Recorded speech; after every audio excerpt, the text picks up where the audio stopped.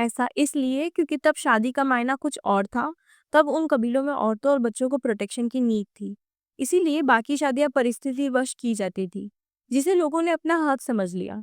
और यही वजह है कि एक से ज्यादा शादी की रीत इस्लाम का हिस्सा भी बन गई, जो कि उस रीजन में तब के कबीलों में आमतौर पर किसी न किसी वजह से एक अहम हिस्सा थी। ये रीत और धर्मों में भी देखी गई है। ये परंपरा सनातन का हिस्सा भी रही थी, जो कि तब के सोशल सिस्टम और लोगों की मान्यताओं का हिस्सा रही। पर वे भी कभी परिस्थितिवश ही जुड़ी थी। परिस्थितियां हर धर्म में अलग अलग वक्त और अलग अलग जगह होने के कारण अलग अलग रही।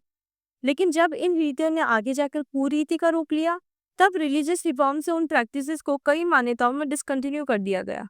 लेकिन कई धर्मों में आज भी ये प्रैक्टिस है और लोगों ने इसे एक बहुत अलग ही शक्ल दे दी है। जबकि अब ना तो ऐसी परिस्थितियां है, ना ही ऐसी प्रैक्टिसेस की कोई नीड है।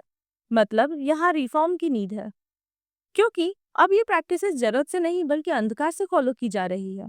और किसी भी सोशल या रिलीजियस प्रैक्टिस को अगर वक्त के साथ ना डाला जाए, तो वे सामाजिक और धार्मिक कुरीतियां बनने लग जाती हैं, जो सिर्फ अंधकार ही की राह पर ले जाती है।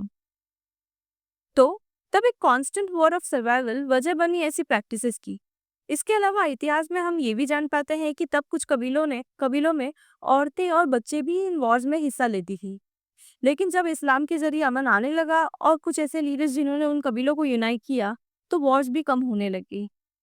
तब इन वॉरियर कबीलों की नई पीढ़ी ने इसे एक दूसरा ही रूप दे दिया, क्योंकि अब लाइफ में सेटलमेंट, एक रीजनल यूनिफिकेशन, थोड़ी प्रॉस्पेरिटी आने लगी थी और आपसी जंग भी कम होने लगी थी। तो उन्हें कोई मुद्दा नहीं मिला और तब अपने शौर्य को दिखाने के लिए जंग धर्म के लिए लड़ी जाने लगी। और इस्लाम को एक बिल्कुल उल्टी इंटरप्रिटेशन मिली। पहले इस राह में जहाँ कई कबीले सर्वाइवल के लिए एक दूसरे का साथ देने एक आइडियोलॉजी में जुड़े थे, वहाँ अब नई पीढ़ी ने इसे कन्वर्जन मानकर अपने धर्म को फैलाने का एक तरीका मान लिया। और लोगों ने भी यही मैसेज स्प्रेड किया कि तब की जंग मजहबी थी, मजहब की रक्षा और पावर की थी।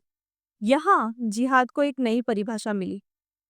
इसीलिए ये नई पीढ़ी जब और जगहों पर गई, उन्होंने इस्लाम को तलवार की नोक पर फैलाया और इसे ही आधार बनाकर उन्होंने लूटपाट की।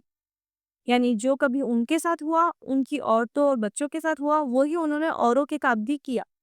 और एक नई जंग चालू हो गई जो इस्लाम ही के खिलाफ रही। और आज भी वही हो रहा है।